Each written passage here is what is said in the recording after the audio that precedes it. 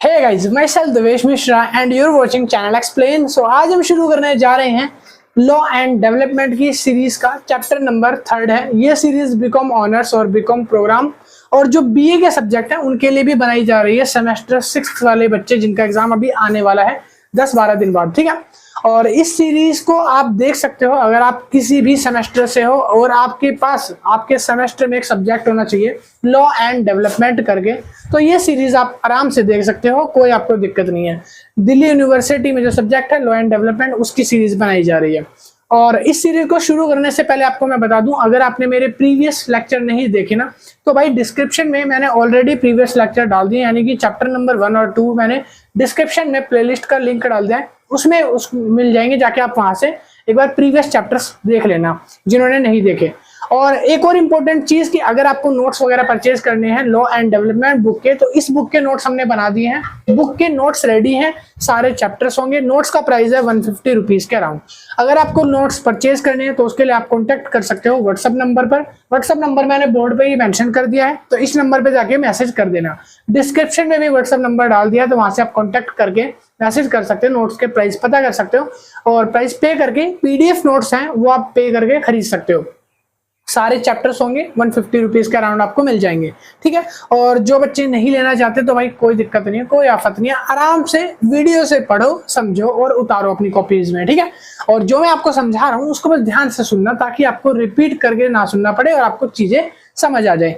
चलिए जी शुरू करते हैं। तो आज का चैप्टर नंबर 3, चैप्टर का नाम है, यहाँ पर मैंने लिख दिया, legal framework for business transactions and economic development.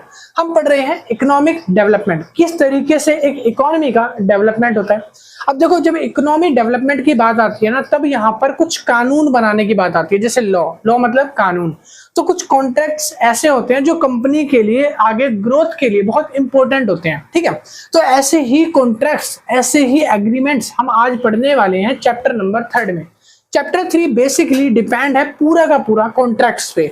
आज हम सिर्फ सारे तरीके के कॉन्ट्रैक्ट्स पढ़ेंगे कि कौन सा कॉन्ट्रैक्ट कब कंपनी में यूज किया जाता है, कौन से कॉन्ट्रैक्ट से आप अपने एम्प्लॉइज को सेव कर सकते हो और कौन से कॉन्ट्रैक्ट ऐसे हैं जो बिल्कुल बेकार हैं, कौन से कॉन्ट्रैक्ट अच्छे होते हैं। वो सारे कॉन्ट्रैक्ट्स आज के चैप्टर नंबर 3 में हम कवर करेंगे। तो शुरू करते हैं सबसे पहले नंबर 1 से। हाँ, तो सबसे पहले शुरू करते हैं। पहला कॉन्ट्रैक्ट है इकोनॉमिक ऑफ कॉन्ट्रैक्ट लॉज। इसके की पॉइंट्स आपको मैं सबसे पहले बताऊंगा कि इकोनॉमिक्स में जो कॉन्ट्रैक्ट लॉ होते हैं वो क्या काम करते हैं। देखो, कॉन्ट्रैक्ट्स होते हैं लोगों की भलाई के लिए बनाए जाते हैं। कॉन्ट्रैक्ट यानी कि एग्रीमेंट। कॉन्ट्रैक्ट क्या होते हैं? एग्रीमेंट होते हैं जहां पर दो पार्टी का होना, इन्वॉल्व होना कंपलसरी होता है। अगर आप बात करते हो किसी भी कॉन्ट्रैक्ट की, तो कॉन्ट्रैक्ट से आपको क्या समझ आता है? कॉन्ट्रैक्ट से आप ये समझो, एक गोल के लिए, क्या बोला, एक गोल के लिए जब पार्टी ए और पार्टी बी दोनों आपस में किसी चीज को लेकर समझौता कर लेते हैं तो ये कॉन्ट्रैक्ट बन जाता है। इन दोनों के बीच में जब हैंडशेक होता है तो इसको हम बोलते हैं कॉन्ट्रैक्ट बन गया, ठीक है। मान लो कॉन्ट्रैक्ट RACT, सुनो RA यहाँ पे C है, ठीक है, ACT, वरना बच्चे बोलते हैं स्पेलिंग गलत लिखी है, भैया को आती नहीं है। भाई सुनो, अब यहाँ पर क्या है, कॉन्ट्रैक्ट ए में जो पार्टी नंबर ए है और जो पार्टी नंबर बी है, ये दोनों किसी एक पर्सपेक्टिव के लिए, यानी कि एक गोल के लिए एक दूसरे से समझौता कर लेते हैं और यहाँ पर दोनों का बन जाता है एक एग्रीमेंट, यानी एक डीड, यानी एक कॉन्ट्रैक्ट, जिस समझौते के जरिए वो उस काम तक जुड़े रहते हैं। फॉर एग्जाम्पल, मान लो आपका किसी कंपनी के साथ एक कॉन्ट्रैक्ट बन गया, एक एग्रीमेंट बन गया, आप किसी कंपनी में जॉब करते हो। अब वहां पे आपको बोला गया कि आप 1 साल तक हमारे साथ ऐसे ही काम करोगे, तो ये 1 साल का क्या बन गया? कॉन्ट्रैक्ट। इसको बोलते हैं कॉन्ट्रैक्ट, यानी कि आपका उस कंपनी के साथ एक समझौता हुआ है, आप 1 साल तक उस कंपनी में काम करोगे, तो इसको बोलते हैं कॉन्ट्रैक्ट। अब देखो, कॉन्ट्रैक्ट्स जो होते हैं ना, वो ग्रोथ में हेल्प करते हैं एक कॉर्पोरेट की, यानी एक कंपनी की ग्रोथ में हेल्प करते हैं। कैसे कैसे हेल्प करते हैं, तो वो मैंने की पॉइंट्स लिख दिए हैं। वो की पॉइंट्स मैं आपको एक एक करके डिफाइन कर रहा हूं। अगर आप नोट्स बाय करते हो, अब बोलोगे नोट्स की बात कहां से आ गई, सुनो, नोट्स बाय करते हो तो ये पॉइंट्स उसमें मैंने डिटेल में एक्सप्लेन करे हुए हैं। अगर आप नहीं लेते तो आपको इन पॉइंट्स को अपने आप ऐसे लिख लेना है और जो मैं आपको समझा रहा हूं इससे आपको खुद से एक्सप्लेन करके उसको अपनी वर्डिंग में लिखना है, ठीक है। तो मैं बस ये बता रहा हूँ कि आपको लिखना कैसे। बोलोगे इसमें तो एक्सप्लेनेशन ही नहीं है, हम क्या उतारे इसमें। तो पॉइंट्स को जो मैं बोलूंगा आप उनको सुनना ध्यान से और एक्सप्लेन करना, ठीक है। चलिए जी, सबसे पहले शुरू करते हैं की पॉइंट्स का। पहला पॉइंट है कॉन्ट्रैक्टिंग एफिशिएंसी। कॉन्ट्रैक्टिंग एफिशिएंसी का मतलब समझते हैं। कह रहा है कि ये एक तरीके की ऐसी एफिशिएंसी होती है जहां पर दो लोग आपस में कॉन्ट्रैक्ट करते हैं। लिखा है contract help both parties get what they want without wasting resources and time और मनी। यानी कि जब दो पार्टीज किसी भी कॉन्ट्रैक्ट में आती है और वो किसी टाइम को वेस्ट किए बिना या किसी पैसे को वेस्ट किए बिना या किसी रिसोर्स को वेस्ट किए बिना जब दोनों की सलामती से यानी कि दोनों की सहमति से काम को अच्छे से कर लेती है, उसको बोलते हैं कॉन्ट्रैक्ट एफिशिएंसी, यानी किसी कॉन्ट्रैक्ट को कुशलता पूर्वक करना। ठीक है, अब इसके एग्जांपल में यहाँ पे एक एग्जांपल दिया पेरेटो एफिशिएंसी करके, एक थ्योरी थी। पेरेटो जो थे प्रोफेसर थे जिन्होंने एक थ्योरी लिखी थी।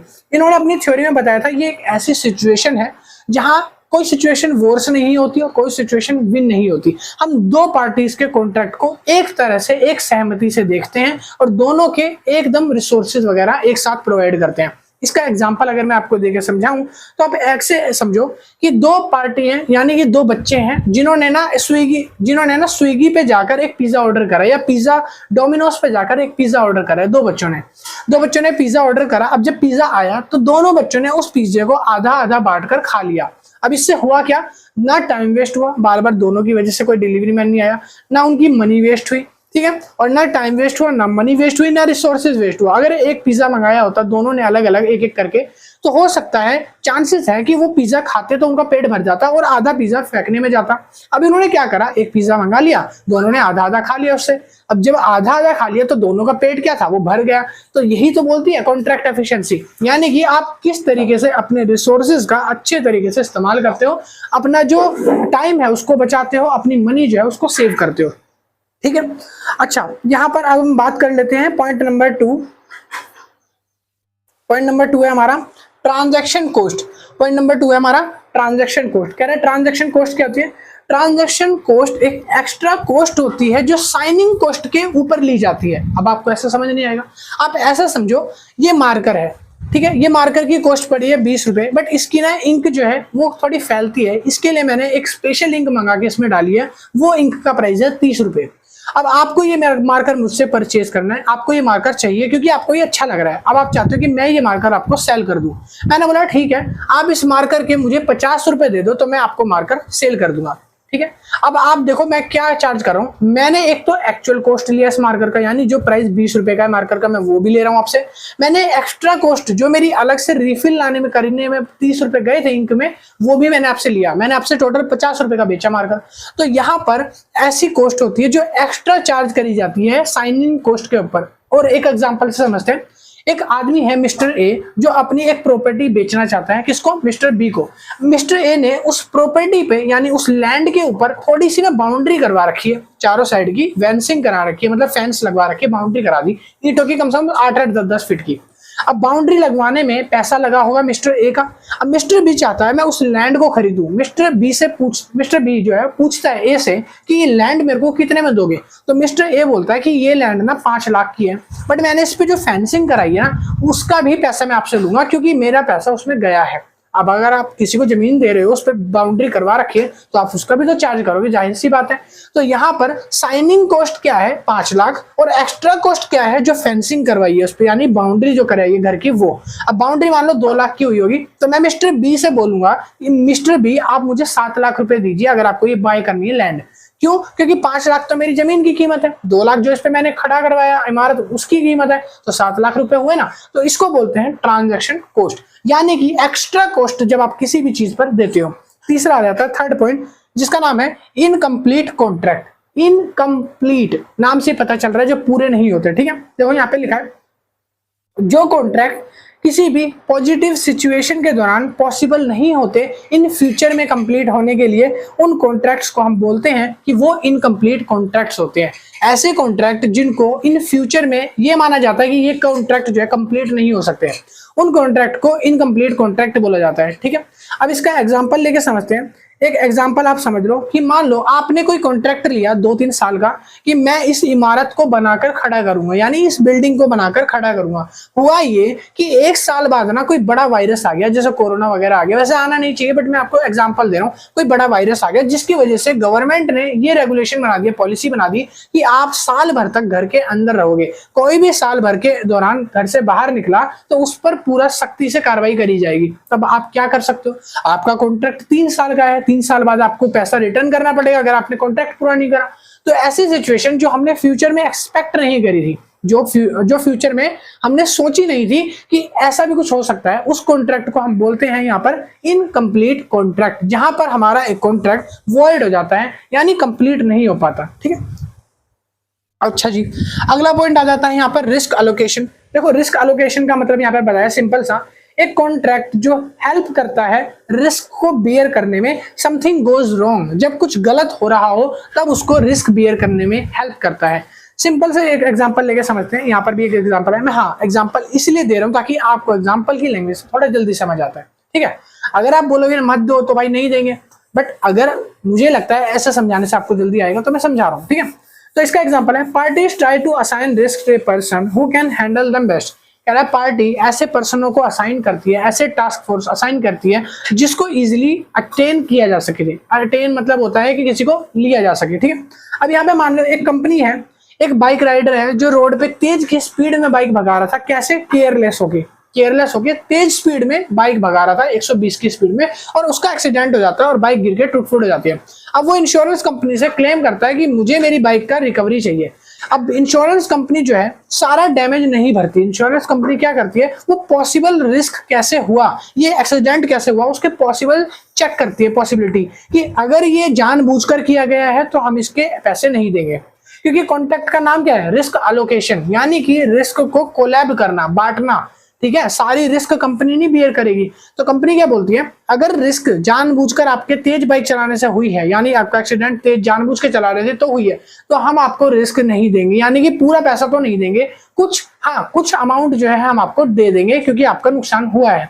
ठीक है, अगर आपने, वो पहले जांच पड़ताल करती है, आइडेंटिफाई करती है कि रिस्क का नेचर क्या है, कैसे हुआ एक्सीडेंट। अगर उनको लगता है कि एक्चुअल डैमेज है जो नेचुरली हुआ है, जो बियर करने लायक है, तब वो पूरा क्लेम करेगी। अदरवाइज अगर उन्हें पता चला कि आपकी लापरवाही है, आपका गलती नतीजा है, ठीक है, तो इसकी वजह से वो पूरा रिस्क क्लेम नहीं करती। तो यहाँ पर इसको ये बोला जाता है रिस्क एलोकेशन को। ठीक है जी, चलिए अगला पॉइंट आता है incentive and morals. Incentive and moral hazard, इसका मतलब क्या होता है, यहाँ पे बताया गया है कि जो पार्टीज है वो मोटिवेट होती है अपने काम के प्रति, जो पार्टीज है वो गुड फेथ के अंदर अपना काम करती है और उनका अवॉइड किया जाता है रिस्की बिहेवियर। ठीक है, एग्जाम्पल के तौर पे इसको समझने की कोशिश करते हैं। कह रहा है एक वर्कर है जो केयरलेस होकर एक कंपनी में एम्प्लॉय काम कर रहा है, एक एम्प्लॉय है या एक वर्कर है जो एक एम्प्लॉय काम कर रहा है, बट वो केयरलेस है, काम के प्रति उतना उसका रुझान नहीं है, उतना उसका ध्यान नहीं है, वो इस तरीके से काम कर रहा है। तो कंपनी क्या करेगी, जब देखेगी ना कि भाई आप अच्छे से काम नहीं कर रहे हो, आपकी वजह से हमारा वर्क एनवायरनमेंट स्लो चल रहा है, तो वो क्या करेगी, उसको फायर कर देगी। कहाँ से फायर कर देगी, आग से नहीं जलाएगी, उसको कंपनी से फायर कर देगी, यानी निकाल देगी। ठीक है, तो ऐसे एम्प्लॉइज को निकाल देगी, क्योंकि क्या हुआ, यहाँ पर जो एम्प्लॉइज है उसने ट्रस्ट को ब्रेक कर दिया। जो कंपनी है उसने एक ट्रस्ट करा था अपने एम्प्लॉय पे, एक फेथ रखा था कि ये जो एम्प्लॉय है हमारी कंपनी में अच्छे से काम करेगा, बट ऐसा नहीं हुआ। तब उन्होंने क्या करा, उस केयरलेस एम्प्लॉय को कंपनी से ही फायर कर दिया। ठीक है, अगला पॉइंट आता है breach of contract is measure. Breach of contract and its measure. Breach यानी कि टूटना, ब्रीच मतलब टूटना, मेजर मतलब मापना। किसी कॉन्ट्रैक्ट की जब ब्रीच होती है तब उसको कैसे मेजर किया जाता है, यानी कोई जब कॉन्ट्रैक्ट टूट जाता है तब कैसे मेजर किया जाता है। देखो कॉन्ट्रैक्ट हम बचपन से करते आए हैं, कॉन्ट्रैक्ट को हिंदी में बोला जाता है समझौते। जैसे कि मान लो जब मैं छोटा था तो मैं अपने दोस्त से बोलता था, यार देख आज तू कौन सी सब्जी लाया है, अच्छा आलू गोभी लाया है, भाई मेरे को आलू गोभी पसंद है और मेरी मम्मी ने ना मेरे को पालक की सब्जी दे दी, तू मेरे से पालक की ले ले, मेरे को अपनी आलू गोभी की दे दे। तो हम थोड़ी थोड़ी बांट के दोस्त खा लेते थे। तो ये था जनरल एग्जांपल जो मैंने बचपन में देखा था, अपने साथ रियल लाइफ में जिया है इसको मैंने। ठीक है, तो यहाँ पर कॉन्ट्रैक्ट मतलब होता है ब्रीच यानी टूटना। अगर मान लो मैंने उसकी पालक आलू वाली गोभी वाली सब्जी खा ली, अपनी पालक की उसको नहीं दी, तो यहाँ पर मैंने क्या करा, अपनी तरफ से कॉन्ट्रैक्ट को तोड़ दिया, ब्रीच कर दिया, वादा तोड़ना। जैसे कि आपके साथ ये इंसिडेंट हुआ बहुत बार, मैं अपना बताता हूँ क्या हुआ था जब मैं छोटा था, मेरी मम्मी मार्केट में जाती थी या मेरी मौसी मार्केट में जाती थी, तब मैं पीछे से देख लेता था कि वो मार्केट में जाने के लिए तैयार हो रहे हैं। मैं भाग के फटाफट से जाता था मौसी के पास कि मौसी मेरे को भी ले चलो मार्केट में, अभी चलूंगा। उनको पता था ये जिद करेगा। वो क्या बोलते थे, अच्छा जाके घर से ना फटाफट चप्पल पहन गया। मैं चप्पल लेने चला जाता था। जैसे ही चप्पल लेने गया उतने में मौसी और मम्मी निकल जाते थे। तो भाई यहाँ पर मेरा जो दिल टूट जाता था, कॉन्ट्रैक्ट ब्रीच कर दिया मम्मी मौसी ने मेरा, है ना। उन्होंने समझौता किया था पहले कि तू चप्पल पहनेगा तो मैं तेरे को लेके चलूंगी। मैं गया और उतने में वो निकल लिया। ऐसा बहुत बार फील हुआ है, तो मेरा इमोशनल सा लगता था उस टाइम। तो यहाँ पर ब्रीच ऑफ कॉन्ट्रैक्ट की बात कर रहे हैं। तो ब्रीच ऑफ कॉन्ट्रैक्ट मतलब होता है जब कोई एक पार्टी अपना कॉन्ट्रैक्ट फुलफिल करने में फेल पड़ जाती है, यानी कि एक पार्टी अपना कॉन्ट्रैक्ट जो है टाइम पर पूरा नहीं करती, उस जगह पर ब्रीच ऑफ कॉन्ट्रैक्ट आ जाता है। अब ब्रीच ऑफ कॉन्ट्रैक्ट में यहाँ पर लिखा है कितनी पॉसिबिलिटी होती है इसको मेजर करने की। 3 पॉसिबिलिटी है। पहला आता है एक्सपेक्टेशन डैमेजेस, यानी कि किसका एक्सपेक्टेड डैमेज हुआ, किसका नुकसान हुआ यहाँ पर। तो यहाँ पर लिखा है एक पार्टी जो फुलफिल नहीं करती डिमांड को या कॉन्ट्रैक्ट को, वहां पर दूसरी पार्टी का डैमेज करवा देती है। दूसरा पॉइंट है रिलायंस डैमेजेस। रिलायंस डैमेजेस का मतलब होता है जहां पर कंपनसेट की गुंजाइश ना हो, कंपनसेट फॉर एक्सपेंस वेस्टेड, जो एक्सपेंस वेस्ट हुए। मान लो मैंने एक कॉन्ट्रैक्ट करा, मैंने बोला मैं आपके साथ एक फिल्म प्रोड्यूस करना चाहता हूं, मैं एक फिल्म बनाना चाहता हूं, तो सारे लोग सुबह 9 बजे आ जाना, मैंने यहाँ पे सेटअप वगैरह लगा रखा है और फिल्म प्रोड्यूस करेंगे। सुबह क्या हुआ, जैसे ही फिल्म सेट पर मैं पहुंचा, बारिश इतनी तेज आ गई जिसकी वजह से मेरा मटेरियल खराब हो गया। यहाँ पर जो नेचर की वजह से मुझे एक्सपेंस हुआ, जो फटका लगा, मुझे वेस्ट हुआ, मेरे मटेरियल, मेरा मनी, मेरा टाइम, वो क्या है, रिलायंस एक्सपेंसेस। ठीक है। तीसरा आता है रिस्टिट्यूशन। रिस्टिट्यूशन मतलब होता है कि जब कोई रिटर्न में कोई भी गेन होने वाला था बट अब वो नहीं हो रहा, ब्रीच पार्टी हो गई, यानी कि retain any benefit gained by the breaching party. किसी ब्रीचिंग पार्टी के द्वारा आपको कोई गेन होने वाला था, कोई फायदा होने वाला था, बट अब वो नहीं हो रहा। ठीक है। मान लो 2 पर्सन है, एक है जमींदार जो जमीनें बेचता है और एक है वो आदमी जो जमीन खरीदने आया है, और आप हो मिडलमैन, बिचौलिए। आप लेकर आए हो उस आदमी को जो जमीन खरीदेगा। अब आप उसको बहला फुसला कर लेके आते हो, ठीक है, ताकि आपको कमीशन मिलेगा उस चीज का। अब आज मान लो आपने उसकी बात कराई जमींदार से, जमींदार ने बोला मेरे को जमीन मैंने दिखा दी, अब आपको कोई पसंद आई तो बताओ। तो आदमी बोलता है कि भाई मेरे को तो बहुत अच्छी जमीन लगी, मैं कल आता हूँ पैसे लेकर आपसे जमीन खरीदूंगा। अब वो घर जाता है और अगले दिन क्या पता चलता है कि आदमी लौटकर आया ही नहीं। तो अब जो आपको गेन होने वाला था, जो प्रॉफिट होने वाला था, वो हुआ नहीं हुआ, क्योंकि जो आदमी जमीन खरीदने वाला था उसने जमीन नहीं खरीदी। अगर वो जमीन खरीदता तो आपको कमीशन मिलता 2-3-4% ब्याज टका में। ठीक है। अब वो आपको नहीं मिला, तो यहाँ पर ब्रीच हो जाती है। ठीक है। अगला पॉइंट आता है 7th, common remedies. Common remedies, remedies को बोलते हैं नुस्खे। वैसे तो रेमेडीज क्या होती है, नुस्खे होते हैं। कॉमन रेमेडीज का मतलब होता है कि जहां पर कोई ऐसी रेमेडी, जहां कोई ब्रीच हो जाती है ना, कॉन्ट्रैक्ट टूट जाता है, तो उसको रेमेडी यानी नुस्खे की मदद से जोड़ दिया जाता है, फिक्स करा जाता है, उसको रेमेडीज बोलते हैं। तो उसके टाइम के कुछ टाइप्स हैं। पहला आता है डैमेजेस मॉनेटरी कंपनसेशन। हो सके तो किसी भी डैमेज को हम मॉनेटरी टर्म पे कंपनसेट कर सकते हैं। मान लो आप रास्ते में चल रहे हो, किसी छोटे बच्चे की आपने चीज लेके फेंक दी, वो चीज उसकी खो गई, अब वो रो रहा है, आप उसको कंपनसेट कैसे करोगे? या तो पैसे दे दो उसको, या नई टॉफी दे दो, या कोई चीज लाके दे दो, तो कंपनसेट हो जाएगा। तो इसको बोलते हैं रेमेडीज, यानी नुस्खे जो चीजों को ठीक करने में हेल्प करते हैं। दूसरा आता है स्पेसिफिक परफॉर्मेंस। इसके अंदर क्या होता है, कोर्ट इन्वॉल्व होता है। कोर्ट क्या बोलता है, कोर्ट ये बोलता है कि अगर मान लो कोई भी आपकी रेमेडीज है या फिर कोई भी आप चीज कर रहे हो, आपके पास उसके लिए पैसे नहीं है, तो आपको कोई अपनी संपत्ति बेचकर चाहे पैसे जुटाने पड़े तो आपको संपत्ति उसके लिए बेचनी पड़ेगी, कोर्ट उसकी मंजूरी देता है। तीसरा आता है रिसेशन। रिसेशन में क्या होता है कि अगर कोई भी दोनों पार्टीज किसी समझौते में है और एक पार्टीज एंड टाइम पर किसी चीज को कैंसिल कर देती है, उस जगह जो ब्रीच होता है उसकी भरपाई के लिए दूसरी पार्टी को कोर्ट सजा देती है कि आप जो है दूसरे आदमी की भरपाई करो, जब तक आप उसकी जो आपने रेमेडीज कराई है, जो आपका नुकसान हुआ है, उसकी भरपाई आप करवाओगे। ठीक है। उसके बाद नेक्स्ट पॉइंट आता है रिफॉर्मेशन। रिफॉर्मेशन मतलब होता है जब कोई भी कॉन्ट्रैक्ट जो है किसी गलती की वजह से टूट जाता है। ठीक है। कह रहा है court rewrite the correct term on the contract is there a mistake. अगर किसी कॉन्ट्रैक्ट में कुछ मिस्टेक है, बाद में उसको ठीक करा जाता है, उसको बोलते हैं रिफॉर्मेशन। ठीक है। चलिए अब हम लास्ट पॉइंट पे आ गए हैं, यानी कि 1 मिनट भाई, पूजा हो रही है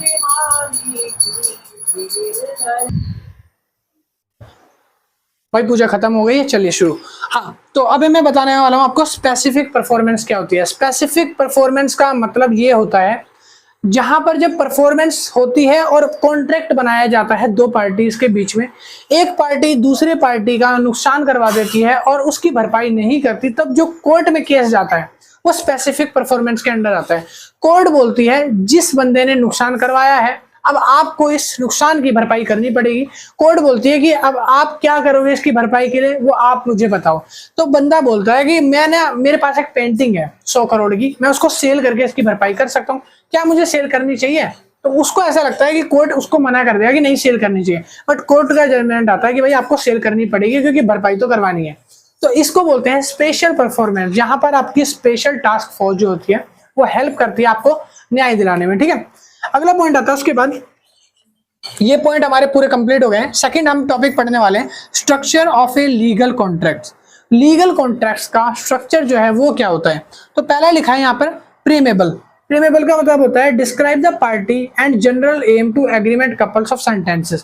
कह रहा है कि एक ऐसा एग्रीमेंट, एक ऐसा समझौता जिसके बीच में कुछ ऐसी लाइंस लिखी होती है, कुछ ऐसे सेंटेंस लिखे होते हैं जहां पर बताया गया होता है कि कंपनी में इस दो पार्टी का जो एम है, समझौता जिस चीज पे हुआ है उसको जो लिखा गया होता है उसको बोलते हैं प्रीमेबल। ठीक है, उस कॉन्ट्रैक्ट को बोला जाता है प्रीमेबल, जो दो बंदों के बीच में हुआ है और जो लिखा गया है, जो एम है कि इस एम के लिए इसको कॉन्ट्रैक्ट में बांधा जा रहा है दोनों लोगों को। ठीक है, अगला आता है प्रैक्टिकल्स। प्रैक्टिकल्स का मतलब होता है underlying reason of a contract. कह रहा है कि एक जस्टिफाई रीजन होता है किसी भी कॉन्ट्रैक्ट का कि क्यों किसी कॉन्ट्रैक्ट को बनाया जाता है। कह रहा है प्रोवाइडिंग द बैकग्राउंड, उस कॉन्ट्रैक्ट का बैकग्राउंड क्या है, प्रोटेक्ट में क्या है, कॉन्ट्रैक्ट किस तरीके का है, एक्टिविज्म टाइप का है, या कॉन्ट्रैक्ट जो है वो किसी बैंकरप्सी का है, या कॉन्ट्रैक्ट किसी कॉर्पोरेट गवर्नेंस के रिलेटेड है। तो कॉन्ट्रैक्ट की बैकग्राउंड को चेक करी जाती है और यहाँ पर पार्टीज जो होती है जो कॉन्ट्रैक्ट बनाती है उनको उस कॉन्ट्रैक्ट की रूल्स एंड गाइडलाइंस को बताया जाता है। अगला पॉइंट आता है ऑब्लिगेशन एंड राइट्स।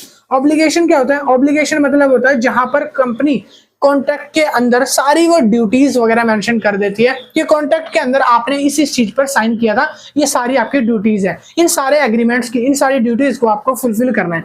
अगला आ जाता है कंसिडरेशन। अगर कोई भी कॉन्ट्रैक्ट ब्रीच हुआ या कोई भी कॉन्ट्रैक्ट टूटा तो पेनल्टी के तौर पर आपको एक्सचेंज में अमाउंट पे करना पड़ेगा, एक अमाउंट जो मॉनेटरी टर्म में होगा, मनी में होगा, उसको कंसिडरेशन बोला जाता है। फिर आता है वॉलंटीज एंड रिप्रेजेंटेटिव। कह रहा है अगर किसी भी तरीके की पार्टी जो है किसी की मोरालिटी या किसी की लीगैलिटी को डाउन करती है, उसके ऊपर एक क्वालिफाइंग क्विक एक्शन प्लान लिया जाएगा कोर्ट के द्वारा और उसको गोइंग अंडरटेक में रखा जाएगा, यानी कि कोर्ट के सिविल्स में कोर्ट के रूल्स के अकॉर्डिंग उसको बांध कर रखा जाएगा। ठीक है, बांध कर रखने का मतलब होता है कि उसको पनिश किया जाएगा, पेनल्टी देनी पड़ेगी, ये नहीं रस्सी से बांध दो भाई। अगला पॉइंट आता है term and termination. Term and termination का मतलब होता है किसी भी कॉन्ट्रैक्ट के अंदर प्रोविजन के अंदर एक टर्म लिखी होती है जिसमें बताया गया होता है कि कॉन्ट्रैक्ट टर्मिनेट कब होगा। देखो कॉन्ट्रैक्ट होता है समझौता एक पर्टिकुलर चीज के लिए, जैसे ही वो चीज पूरी हुई, जैसे ही गोल कंप्लीट हुआ, कॉन्ट्रैक्ट टर्मिनेट हो जाएगा, कॉन्ट्रैक्ट खत्म हो जाएगा। मान लो आपका और मेरा कॉन्ट्रैक्ट हुआ कि मैं आपको सिलेबस पढ़ाऊंगा, अगर मैंने चारों चैप्टर आपको पढ़ा दिए और आपका समझौता हुआ है कि आप उसके बदले में मुझे लाइक शेयर एंड सब्सक्राइब दोगे, अगर आपने वो करा और मैंने आपको अपनी पढ़ाई मतलब कि मैंने आपके सारा सिलेबस कंप्लीट करा दिया और आपने बदले में लाइक शेयर एंड सब्सक्राइब कर दिया, तो इसका मतलब है कि कॉन्ट्रैक्ट जो है टर्मिनेशन हो जाएगा, है ना। उसके बाद लिखा है फोर्स मेजरी। फोर्स मेजरी का मतलब होता है कि ऐसी चीजें जो हमने सोची नहीं होगी, ऐसी चीजें जो हमने सोची नहीं है, एंटीसिपेट होती है, जो सोची नहीं है, बिना सोचे समझे गॉड के द्वारा, ऊपर भगवान है ना सबसे बड़ा करता धरता, तो उसके द्वारा जो चीजें करी जा रही हैं वो एंटीसिपेट चीजें जो होती हैं वो कॉन्ट्रैक्ट की मेजरी में आती हैं और इनके ऊपर हमारा वश नहीं चलता और इसकी भरपाई के लिए हमारे को कोई भी लॉ कानून नियम नहीं देता। जैसे आपने गॉड तुसी ग्रेट हो या जीओडी, क्या यार मैं बता रहा हूँ, ओ माई गॉड करके जो फिल्म है अक्षय कुमार की, पहला पार्ट जो है आपने तो देखा होगा ना। ओ माई गॉड में क्या होता है, किसी बंदे की दुकान कोई तोड़ देता है तो भूकंप आने की वजह से, किसी कारण की वजह से, वो बोलता है मैं गॉड पे केस कर दूंगा, यानी गॉड ने, भगवान ने मेरी दुकान को तोड़ा है। अब वो प्रूव करता है कि भगवान ही सृष्टि के रचयिता है, भगवान ने ही सारी चीजों को बनाया है और भगवान ही इसको विनाश करेंगे, मतलब तोड़ेंगे। इट मीन्स कि मेरी दुकान जो है भगवान ने बनाई थी और मेरी दुकान तोड़ने वाला कौन है, भगवान है। तो गॉड जो चीजें करते हैं, जो नेचुरल क्लाइमेट्स होती है, मान लो अभी यहाँ पे भूकंप आ जाए, मैंने कॉन्ट्रैक्ट करा है कि मैं आपको सारी वीडियो पढ़ाऊंगा, भूकंप आ जाए और मैं यहाँ से गिर जाऊं और कुछ हो जाता है मेरे को, तो यहाँ पर आपका जो कॉन्ट्रैक्ट है खारिज हो जाएगा। अब यहाँ पर गॉड की गलती बोलोगे, है ना। तो एंटिसिपेटेड लॉसेस जो होते हैं किसकी वजह से, मेजूरी की वजह से, यानी कि गॉड की देन है, जो हमने कुछ नहीं करा, उस कॉन्ट्रैक्ट को बोलते हैं फोर्स मेजूरी। ठीक है, और यहाँ पर उसके फुलफिलमेंट के रिलेटेड कोई भी ऑब्स्ट्रक्ट रूल्स नहीं बने हुए। अगला पॉइंट आता है डिस्प्यूट रेजोल्यूशन, यानी कि जितने भी रिजोल्यूशन होते हैं ना, डिस्प्यूट्स होते हैं लिटिगेशंस को लेकर, कंपनी को लेकर, कंपनी की एम्प्लॉयमेंटशिप को लेकर, कंपनी के डीड्स को लेकर, वो सारे के सारे रिजोल्यूशन कॉन्ट्रैक्ट्स में मेंशन होते हैं। फिर आता है रेमेडीज एंड पेनल्टी, यानी नुस्खे जो बचाते हैं कॉन्ट्रैक्ट से, और जो पेनल्टीज हैं वो बताई गई है कि किसी भी स्पेसिफिक डैमेजेस यानी कि स्पेशल परफॉर्मेंस हो गया या टर्मिनेशन ऑफ राइट, आपने किसी राइट का टर्मिनेशन कर दिया, वॉयलेट कर दिया, किसी राइट के रूल को तोड़ दिया, तब आपको क्या क्या रेमेडीज पे करनी पड़ेगी। फिर अगला आता है government law and jurisdiction. Jurisdiction क्या होता है? यह स्पेशल प्रिंसिपल होता है जो कॉन्ट्रैक्ट में मेंशन करा गया होता है। यहाँ पर आप किसी भी चीज को लेकर लॉ सूट कर सकते हो, फाइल कर सकते हो। अगला पॉइंट आता है सिग्नेचर। सिग्नेचर एक बहुत ही इंपॉर्टेंट चीज होती है। जब कोई दो पार्टी कॉन्ट्रैक्ट करती है तो दोनों के सिग्नेचर होना मैंडेटरी होते हैं। फॉर एग्जांपल, अगर आप कहीं भी एक जमीन का टुकड़ा खरीदते हो, लैंड लेते हो, तो एक तो देने वाले के साइन कि उसने आपको जमीन दी है, और आप लेने वाले हो तो आपके साइन, दोनों कुछ कागजात पे, डॉक्यूमेंटेशन पे प्रॉपर होते हैं। इसको बोलते हैं सिग्नेचर, क्योंकि ये कॉन्ट्रैक्ट का हिस्सा है। इसके बिना पार्टी को माना नहीं जाएगा कि मैंने आपको सेल करी है और आपने मेरे से परचेज किया है। ये कॉन्ट्रैक्ट का एक हिस्सा होता है, ठीक है। तो ये हो गए इसके सारे पॉइंट। अगले पॉइंट हम पढ़ने वाले हैं role of contract for functioning for markets. ये वाले कॉन्ट्रैक्ट्स के पढ़ने वाले हैं। इसमें भाई कुछ ज्यादा दे रखे हैं, 10 दे रखे हैं। मैं आपको सारे के सारे समझाने वाला हूं, बट चिंता मत करो। अभी आपको क्या करना है, फटाफट इसको एक बार स्क्रीनशॉट ले लो।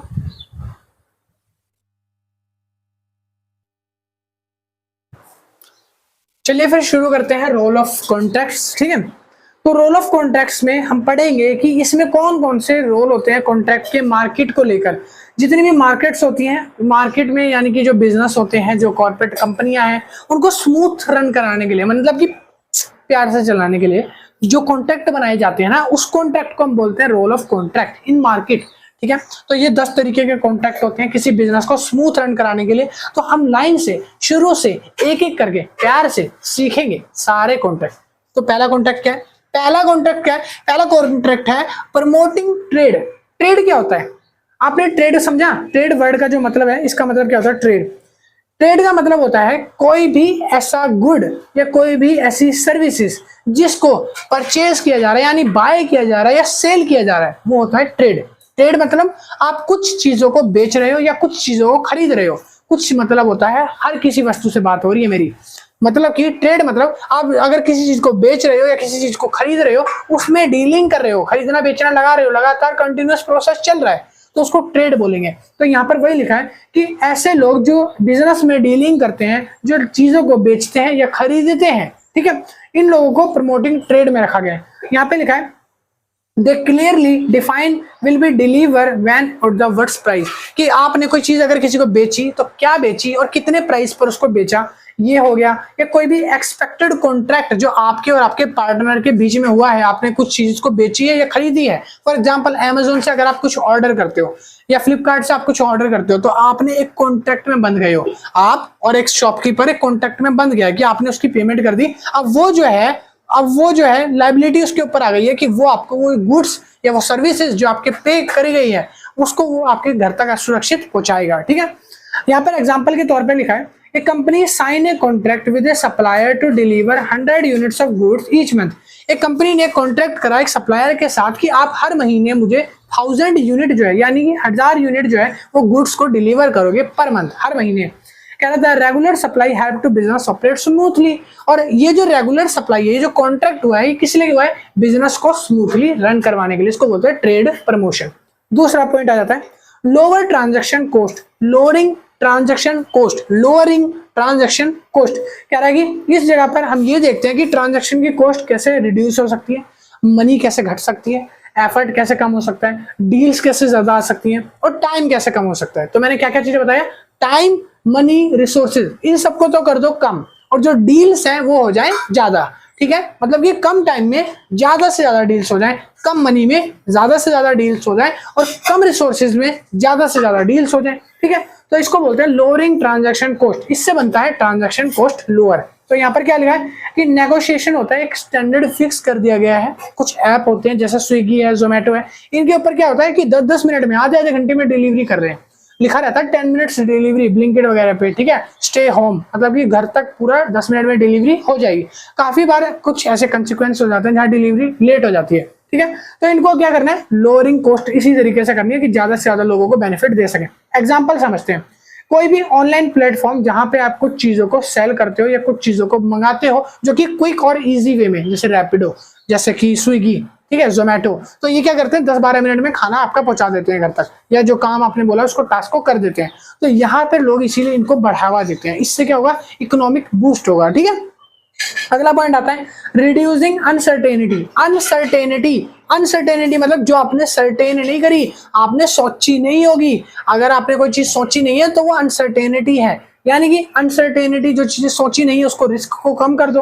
तो यहाँ पर लिखा है कि कॉन्ट्रैक्ट जो है वो हेल्प करते हैं रिस्क को बिजनेस से कम करने के लिए।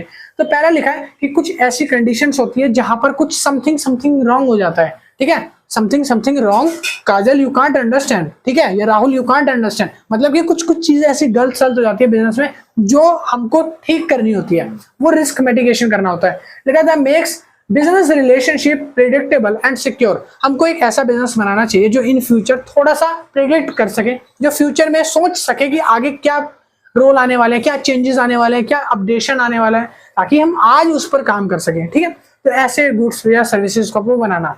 देखा यहाँ पे एक रेंटल एग्रीमेंट है, प्रोटेक्ट करता है लैंडलॉर्ड का टेटेंट, और इस केस में उसको पेमेंट मिलती है प्रॉपर्टी डैमेजेस से रिलेटेड। ये एग्जांपल था, यानी कि कोई भी अगर मान लो एग्रीमेंट करा गया है एक लैंडलॉर्ड के बीच में, एक टेटेंट के बीच में, टेटेंट यानी किराएदार, ठीक है, टेनेंट के बीच में, जो किराएदार के बीच में जो एग्रीमेंट हुआ है, किराएदार अगर कुछ भी लैंडलॉर्ड की संपत्ति का नुकसान करेगा तो भरपाई करने की जिम्मेदारी किसकी होगी, टेटेंट की, जिसने उसकी तोड़फोड़ करी है, ठीक है।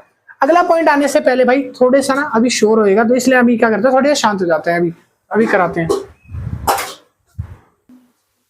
हाँ जी, चलिए फिर शुरू करते हैं। अगला पॉइंट है हमारा रिड्यूसिंग अनसर्टेनिटी, मैंने करवा दिया। अगला पॉइंट आता है building trust and cooperation. Building trust का मतलब होता है कि जितने भी आपको स्पेशली कंपनी के जो कंपनी इंप्लॉइज हैं उनको एक ट्रस्ट यानी एक फेथ जो है बिल्ड करके रखना पड़ता है कंपनी का, यानी कि जो भी काम कंपनी बोलेगी उसको प्यार से फेथफुली कर देना है, ठीक है। चेक कर रहा था माइक में आवाज आ रही है आपको, हाँ। अगला पॉइंट आता है, यहाँ पर लिखा है a sign agreement show the both parties are serious. एक एग्रीमेंट ऐसा भी साइन किया जाता है जहां पर ये शो किया जाता है कि दोनों पार्टी फेथफुल है, दोनों पार्टी सीरियस है अपनी चीजों को लेकर, यानी कि उन्होंने कोई फेक या झूठा डॉक्यूमेंट वगैरह एविडेंस वगैरह देकर कॉन्ट्रैक्ट नहीं बनवाया है। अगला पॉइंट आता है इट ऑल्सो इंकरेज कोऑपरेशन, और इससे क्या होता है, कोऑपरेशन इंक्रीज होता है। कॉन्सिक्वेंसेज जो होते हैं, रूल्स जो होते हैं उसको फॉलो करना होता है, अगर रूल्स फॉलो नहीं करें इनकेस तो पेनल्टी वगैरह आपको पे करनी पड़ती है। फिर आता है इट ऑल्सो, और इसके अंदर एक एग्जांपल भी दिया हुआ है, मैं एग्जांपल दे देता हूं ताकि आपको जल्दी समझ आ जाएगा। एक फ्रीलांसर है जो feels safer working in new client if they have contract the payment and deadline. एक नया फ्रीलांसर है जो अपने आप को सेफ फील करता है किसी कॉन्ट्रैक्ट के अंदर आने के बाद। वो इसीलिए, अगर मान लो आपके पास एक जॉब नहीं है, आप जॉब ढूंढ रहे हो, आप किसी कंपनी में जाओगे, अगर कंपनी लिख के दे देती है कि आप 1 साल तक हमारे पास काम करोगे और कहीं नहीं जाओगे, आपको भी एक फील सेफ होता है कि हाँ चलो 1 साल के लिए ही सही, जॉब तो मिली, 1 साल के लिए आप सेफ हो गए, तो वो चीज है, ठीक है। अगला पॉइंट आता है इफिशिएंट मैनेजमेंट। Efficient functioning. अच्छा भाई सुनो, मैंने मैनेजमेंट बोल दिया क्योंकि यहाँ मैनेजमेंट लिखा है, कह रहा है इफिशिएंट मार्केट फंक्शनिंग सपोर्ट, दोनों मतलब सेम ही है। इफिशिएंट मार्केट सपोर्ट क्या होता है, मार्केट सपोर्ट का मतलब होता है जब आप अपने कॉन्ट्रैक्ट्स में बेटर प्लानिंग करते हो, आप कॉन्ट्रैक्ट्स में कोऑर्डिनेशन और परफॉर्मेंस की बातें लिखते हो, तब कॉन्ट्रैक्ट जाके एक वैलिड कॉन्ट्रैक्ट अच्छा बनता है। इसके अंदर आप क्लियरली टास्क को असाइन करते हो कि क्या क्या टास्क होंगे जो एम्प्लॉय करेगा, क्या क्या रिस्पॉन्सिबिलिटीज होंगी जो एक एम्प्लॉय करेगा। साथ ही साथ लिखा है कॉन्ट्रैक्ट के अंदर टाइमलाइन भी मेंशन होती है, अच्छे कॉन्ट्रैक्ट्स में कॉस्ट भी मेंशन होती है, और उसके साथ साथ आउटपुट भी मेंशन होता है कि कितने टाइम में कितनी कॉस्ट के अंदर कितना आउटपुट जो है एक एम्प्लॉय निकाल सकता है। तो ये भी एक्चुअल में मेंशन होना चाहिए। एग्जांपल के तौर पे लिखा है एक कंस्ट्रक्शन प्रोजेक्ट चल रहा था जहां पर कुछ आर्किटेक्ट को हायर करा गया था, कुछ वर्कर को और कुछ सप्लायर को हायर करा गया था। अब उनकी जॉब की परफॉर्मेंस चेक करी गई, बाद में साल के दौरान यही चीज कॉन्ट्रैक्ट में मेंशन होती है। अगला पॉइंट आता है facilitating complicated long term transaction. Facilitating complicated long term transactions, यानी कि कुछ ऐसे ट्रांजैक्शंस होते हैं जो पार्टनरशिप डीड के अंदर लिखे गए होते हैं लॉन्ग टर्म के लिए। कुछ कॉन्ट्रैक्ट्स लंबे टाइम के लिए होते हैं जो कि मोर देन 2 इयर्स होते हैं, 1 या 2 साल या 2 से ज्यादा सालों के लिए जो होते हैं। इसमें क्या होता है, कंपनी की कंडीशन को चेंज किया जाता है, कंपनी के प्राइसेस को देखा जाता है, प्राइस चेंजिंग हो जाती है, डिलेज वर्क जो है उनको ठीक किया जाता है, और यहाँ पर बताया गया कि फ्लेक्सिबिलिटी का प्रेडिक्शन पहले ही हो जाता है, यानी कि आने वाले फ्यूचर में क्या चीजें होने वाली है उसको प्रेडिक्ट पहले ही अनुमान लगाया जाता है। फिर इसके अंदर लिखा है कि ये लॉन्ग टर्म कॉन्ट्रैक्ट है, तो ये ऐसे कॉन्ट्रैक्ट हैं जो 10 साल या 10 साल से ज्यादा के एग्रीमेंट चलते हैं। कुछ कंपनी ऐसी होती है, इंफ्रास्ट्रक्चर बड़ी कंपनियां होती है जो 10-10 साल तक एक कॉन्ट्रैक्ट चलाती हैं, ठीक है। अब यहाँ पर लिखा है अगला point, promoting fair competition, promote fair competition. Fair competition क्या होता है, कॉन्ट्रैक्ट में ये बातें इन्फोर्स के द्वारा साफ साफ लिखी जानी चाहिए कि कॉन्ट्रैक्ट में जितनी भी चीजें होंगी वो फेयरली तौर पे होंगी, यानी कि कॉन्ट्रैक्ट में कोई भी झूठी मिसगाइडिंग चीजें या कोई भी अनएथिकल चीजें को मेंशन नहीं करा जाएगा, ठीक है। कह रहा है कि यहाँ पर स्टॉप मोनोपोली होगा, मोनोपोली यानी कि एकाधिकार, किसी भी एक बंदे की मनमर्जियां नहीं चलेगी कंपनी के अंदर, कोई भी आपके ऊपर गुलामी आपसे नहीं करवा सकता या आपके ऊपर अपने ऑर्डर नहीं पास कर सकता, तो मोनोपोली तो नहीं होगी। अनफेयर ट्रीटमेंट नहीं होगा वन पार्टी का। वन पार्टी ट्रीटमेंट क्या होता है कि अगर मान लो काफी बार क्या होता है, एक बंदे को प्रताड़ित किया जाता है कंपनी के अंदर, सिर्फ एक बंदे को, एक पर्सन को टारगेट कर लिया जाता है कि ये तो लूजर है, इससे कोई भी काम करवाओ ये कर लेगा, तो ऐसा कंपनी में नहीं होना चाहिए। फेयर कंपटीशन होना चाहिए, इसको प्रमोट नहीं होना, ठीक है। एग्जाम्पल के तौर पे यहाँ पर लिखा है कि पब्लिक प्रोसिक्यूरमेंट्स जो होते हैं, कंपनी के जो भी बिडिंग वगैरह प्रोसेस होता है उसमें हम सिर्फ एक कंपनी को हायर नहीं करेंगे, हम हर कंपनी को बुला सकते हैं। हम यहाँ पर फेयर कंपटीशन कर रहे हैं तो यहाँ पर सारी कंपनियां बिडिंग आके कर सकती है, ठीक है। अगला पॉइंट आता है इंक्रीजिंग इनोवेशन। इंक्रीज यहाँ पे लिखा है इंकरेजिंग इनोवेशन, इस इंक्रीज लिखा है बुक के अंदर, और इंक्रीज का मतलब भी इंकरेज वही है। तो इसका मतलब होता है कि कॉन्ट्रैक्ट ऐसे बनाने चाहिए जहां पर क्रिएटिव आइडिया को इनोवेट करा जा सके, यानी कि जो एम्प्लॉइज हैं वो नए नए आइडिया को डेवलप कर सके, नई नई तकनीकों को, नई नई पद्धतियों को लेकर आए कंपनी का, उससे क्या होगा, भला होगा। इसके अंदर लिखा है जो कंपनियां हैं वो आइडिया पे, टेक्नोलॉजी पे और लाइसेंस कॉन्ट्रैक्ट को देने के रिलेटेड अपने कॉन्ट्रैक्ट में बात रख सकती है। कॉन्ट्रैक्ट जो है वो इंकरेज करते हो ऐसे होने चाहिए जो स्टार्टअप को नया बढ़ावा दें, ग्लोबलाइजेशन का इम्पैक्ट अच्छा हो, जो इकोनॉमिक है उसको बूस्ट करें, ग्रोथ करें, ऐसे कॉन्ट्रैक्ट आपको बनाने चाहिए। एग्जांपल के तौर पे अगर कोई टेक कंप्यूटर की इंडस्ट्रीज है तो टेक इंडस्ट्रीज जो है आज के टाइम पर बहुत ज्यादा डेवलप कर रही है, जो आपके नए नए प्रोड्यूस कर रही है गुड्स एंड गैजेट्स को, ठीक है। अगला पॉइंट आता है legal enforcement and property right. ऐसे कॉन्ट्रैक्ट जो हमें सिर्फ प्रॉपर्टी, मनी और इसके राइट्स के बारे में बताते हैं। कह रहा है इन कॉन्ट्रैक्ट्स की ब्रीच जो होती है वो इन्फोर्स के कारण होती है। काफी बार मनी से रिलेटेड जो मैटर्स होते हैं ना, इसमें ब्रीचेस भी आ जाती हैं, यानी कि कॉन्ट्रैक्ट जल्दी टूट जाते हैं। वो काफी बार ऐसा होता है कि दो लोगों के आपस में समझौता नहीं होता, बात नहीं हो रही, तो इस वजह से कॉन्ट्रैक्ट भी टूट जाते हैं, ठीक है। कह रहा था प्रोटेक्ट इन्वेस्टमेंट एंड ओनरशिप, और इस कॉन्ट्रैक्ट के अंदर होता यह है कि इन्वेस्टमेंट और ओनरशिप की जो इन्वेस्टमेंट है और कॉन्ट्रैक्ट है उनको प्रोटेक्ट किया जाता है, उनके राइट्स को प्रोटेक्ट किया जाता है, यानी कि कंपनी के जो इन्वेस्टर्स हैं उनके राइट को प्रोटेक्ट किया जाएगा, ठीक है। और इसके एग्जाम्पल में लिखा है कि एक कॉन्ट्रैक्ट डीड जो है वो बनाई जाती है। अगला पॉइंट है यहाँ पर support for international business. International business का मतलब होता है cross border trade possible and safer, कि आपको क्रॉस बॉर्डर ट्रेड करना है, यानी इंडिया में हो तो फॉरेन में आप ट्रेड कर सकते हो, इंडिया से फॉरेन आप गुड्स एंड सर्विस सप्लाई कर सकते हो। सेफर यानी कि आपको सलामती से, आपको सुरक्षित तौर पर गुड्स एंड सर्विसेज वहां भेजनी होगी। कह रहा है इस कॉन्ट्रैक्ट के अंदर आप लीगल और लैंग्वेजेस और कल्चरल को शामिल किया जाता है, कि अगर आप कॉन्ट्रैक्ट में आ रहे हो तो आपको उसके प्रति लैंग्वेजेस, लीगल, कल्चरल भी सीखना समझना पड़ेगा, क्योंकि आपको फॉरेन ट्रेड करना है ना। उसके अंदर लिखा है कि इंटरनेशनल लॉज को आपको पढ़ना पड़ेगा, कुछ डिस्प्यूट्स के मेथड को आपको समझना पड़ेगा, करेंसी टर्म्स को आपको समझना पड़ेगा, यानी कि जो करेंसी होती है दूसरे देशों की तो अलग होती है, फॉरेन ट्रेड में तो इंडिया वाली चलेगी नहीं, तो वो चीज आपको देखनी पड़ेगी। कह रहा है अगर आपका यूएस क्लॉथिंग ब्रांड है, वो एक कॉन्ट्रैक्ट में आता है कि आप इंडिया से यूएस में कुछ क्लॉथ्स भेजोगे, या जो यूएस वाले हैं वो आपको इंडिया में कुछ क्लॉथ्स भेजेंगे, तो वहां पर इन दोनों के कॉन्ट्रैक्ट्स में आने के लिए उसको कुछ डिलीवरी पार्टनर सही करने पड़ेंगे, कुछ पेमेंट मेथड देखना पड़ेगा, कि करेंसी एक्सचेंज का सिस्टम जो है वो देखना पड़ेगा, और इस तरीके की प्रॉब्लम्स को हटाना पड़ेगा, तब एक कॉन्ट्रैक्ट बनेगा, ठीक है। चलिए फिर अब देखो यहाँ पर ये सारे पॉइंट्स मैंने आपको कवर करा दिए। अब हम बात कर लेते हैं इनकम्प्लीट कॉन्ट्रैक्ट्स क्या होते हैं, ठीक है। क्या हम पढ़ने वाले हैं इनकम्प्लीट कॉन्ट्रैक्ट्स। तो पहले आप सबसे पहले इसको एक बार रिवाइज कर लो।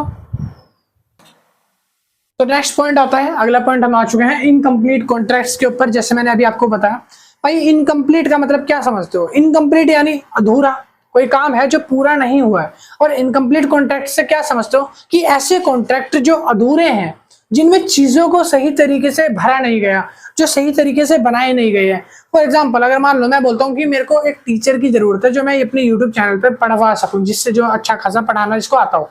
मैंने एक कॉन्ट्रैक्ट बना दिया एक टीचर का, ठीक है। अब मैंने टीचर की हायरिंग शुरू करी, बट मैंने ये उसमें अच्छे से मेंशन नहीं करा कि टीचर जो है अपनी मर्जी से अगर छोड़ता है तब उसके क्या कंसिक्वेंस होंगे, क्या चीजें उसको भरनी पड़ेगी, क्या भरपाई होगी, पनिशमेंट क्या होगा, तो वो चीजें भी मेंशन करनी चाहिए। तो एक अधूरा कॉन्ट्रैक्ट क्या होता है, जहां पर चीजें सही तरीके से ना लिखी जाए। काफी बार कुछ कंपनियां फ्रॉड कर देती है, कुछ ऐसे कॉन्ट्रैक्ट बनवा देती है जहां कुछ चीजें मेंशन नहीं करती, बाद में बोलती है देखो ये कॉन्ट्रैक्ट में लिखा हुआ था, आपने इसको पूरा नहीं करा। इसकी वजह से एक एम्प्लॉय जो है या जो एक कंपनी है वो डिस्प्यूट्स में आ जाती है, कॉन्फ्लिक्ट में आ जाती है, जिसकी वजह से कंपनी को प्रॉब्लम आ जाने लग जाती है। ऐसे कॉन्ट्रैक्ट जो इनकम्प्लीट होते हैं। अब हम वही पढ़ने वाले हैं कि इनकम्प्लीट कॉन्ट्रैक्ट क्या है बेसिकली।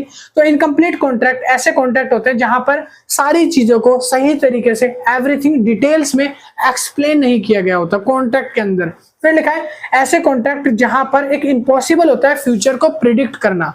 अगर मान लो एक कंपनी बोलती है कि हम आपको 10 सालों के लिए हायर कर रहे हैं, आपकी सैलरी 50,000 रहेगी, आ जाओ आप, बस सीधा आ जाओ, उसके कुछ कंसिक्वेंसेस भी होंगे। कोई ऐसे 50,000 नहीं दे रहा और कोई 10 साल का कॉन्ट्रैक्ट है, तो काम भी सोचो, थोड़ा प्रिडिक्ट करो कि कैसा काम हो सकता है। तो कुछ सोच समझ के चीजें करनी चाहिए, ठीक है। तो यहाँ पर चीजें डिस्क्लोज नहीं होती। कह रहा है हर चीज को कॉस्ट में नापा जा सकता है, बट हर चीज को एक डिटेल एक्सप्लेनेशन में मेजर नहीं किया जा सकता। कह रहा है एग्जाम्पल के तौर पे एक कंपनी है जो एक एम्प्लॉय को हायर करती है लॉन्ग टर्म प्रोजेक्ट बोलकर। अब कंपनी वहां पर हायर हो जाता है, कंपनी आ जाता है, हायरिंग हो जाती है। अब कंपनी ये नहीं बताती कि अगर आप मिड में प्रोजेक्ट को छोड़ते हो, यानी कि आधे में प्रोजेक्ट छोड़ते हो, तब आपके साथ क्या होगा। हो सकता है उसको सारी पेनल्टी पे करनी पड़े। ऐसा भी हो सकता है कि अगर वो आधे में कॉन्ट्रैक्ट छोड़ती है तो कंपनी उस पर केस कर दे लीगली कि हमने कॉन्ट्रैक्ट में लिखा था कि आधा छोड़ने पर आपको पनिश किया जाएगा, बाद में मेंशन करवा दे। तो आधे कॉन्ट्रैक्ट्स पर बिलीव नहीं करना चाहिए। अब यहाँ पर कुछ टाइप लिखे हैं आधे कॉन्ट्रैक्ट, यानी कि कुछ की पॉइंट्स मैंने लिखे हैं किस तरीके के होते हैं इनकम्प्लीट कॉन्ट्रैक्ट। पहला आता है इंस्टीट्यूशनल वीकनेस। इंस्टीट्यूशनल यानी कि जो कॉन्ट्रैक्ट कोर्ट के द्वारा पूरी तरीके से नहीं बनाए गए हैं, कोर्ट ने ही पूरी तरीके से सही तरीके से जिसमें डिटेल मेंटेन नहीं करी है। कह रहा है ऐसे कॉन्ट्रैक्ट जो लीगली तौर पर गवर्नमेंट सिस्टम के कॉन्ट्रैक्ट होते हैं जो वीक होते हैं। इन कॉन्ट्रैक्ट के अंदर कुछ चीजें करप्ट होती हैं, कुछ चीजें गलत होती हैं और हार्डर होती है इन्फोर्स के लिए, यानी कि लॉ जो है इसको मानने से इनकार करता है। और लिखा है ऐसे कॉन्ट्रैक्ट जिस पर आप पूरी तरीके से रिलाई नहीं कर सकते, पूरी तरीके से आंख बंद करके विश्वास नहीं कर सकते। ऐसे कॉन्ट्रैक्ट जो आपको प्रॉब्लम्स में खड़ा कर सकते हैं, इन कॉन्ट्रैक्ट को इनकम्प्लीट कॉन्ट्रैक्ट बोला जाता है लॉ के द्वारा। इस कॉन्ट्रैक्ट का एक एग्जांपल भी दिया है। कह रहा है अगर कोई बिजनेसमैन है जो किसी कॉन्ट्रैक्ट से रिलेटेड किसी डिस्प्यूट को, यानी किसी प्रॉब्लम को पहले ही फेस कर रहा है और कॉन्ट्रैक्ट जो है वो कोर्ट में चला जाता है, अब कोर्ट उसके खिलाफ अनफेयर एक्शन करती है, यानी कि अब उस कॉन्ट्रैक्ट की प्रॉब्लम से बचने के लिए वो कोर्ट में फाइल करता है अपील, और कोर्ट वाले उल्टा उस पर्सन के ऊपर अपील कर देते हैं कि तू गलत कर रहा है और जहां वो कॉन्ट्रैक्ट गवर्नमेंट ने बनाया वो ठीक है, और उल्टा तुझे ही पेनल्टी पे करनी पड़ेगी। तो इसको बोलते हैं इनकम्प्लीट कॉन्ट्रैक्ट, ठीक है। अगला पॉइंट आता है इकोनॉमिक अनसर्टेनिटी, यानी कि जहां पर आप ये प्रिडिक्ट ना कर सको कि इकोनॉमिक अनसर्टेनिटी क्या है, आप इन फ्यूचर में ये प्रिडिक्ट ना कर सको कि जो चेंजेस है वो कैसे होने वाले हैं, आप उसको बिना ध्यान दिए, बिना पढ़े कॉन्ट्रैक्ट को ये साइन कर लेते हो कॉन्ट्रैक्ट, ठीक है। तो यहाँ पर पॉलिसी क्या क्या चीजें जो है वो खराब हो सकती है। पहला लिखा प्राइस, हो सकता है आपको उसकी भारी कीमत चुकानी पड़े। दूसरा लिखा है डिमांड, हो सकता है उसकी डिमांड ही ना हो फ्यूचर में, या पॉलिटिकल कंडीशन जो है एकदम से चेंज हो जाए, पॉलिटिकल कंडीशन, ठीक है। अगला पॉइंट लिखा है कि हर चीज को, एवरीथिंग को एक्सप्लेन अच्छे से ना करा गया हो, इस वजह से इनकम्प्लीट कॉन्ट्रैक्ट में प्रॉब्लम आती है। फिर लिखा है अगला एग्जांपल इसका, एक सप्लायर है जो फूड सप्लाई करता है, वो डील करता है कि आप 1 साल तक मुझे गेहूं दोगे। 1 साल तक एक सप्लायर से डील होती है कि आप मुझे गेहूं दोगे, कह रहा, बट आधे साल के बाद क्या होता है, वॉर हो जाती है। वॉर होने से क्या होता है, इन्फ्लेशन आ जाता है। इन्फ्लेशन यानी कि अब आपके जो गेहूं है वो खत्म होने लग जाते हैं। वॉर में आपका खाना, आपका अनाज जो है वो तहस नहस हो गया।